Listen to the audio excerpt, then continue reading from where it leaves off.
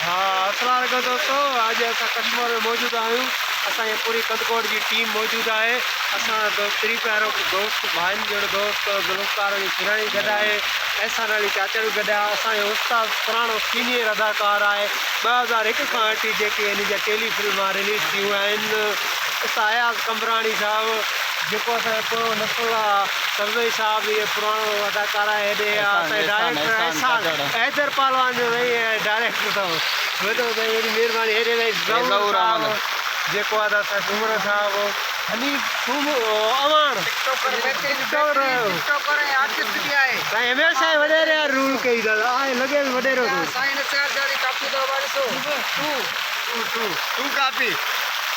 दोस्तों।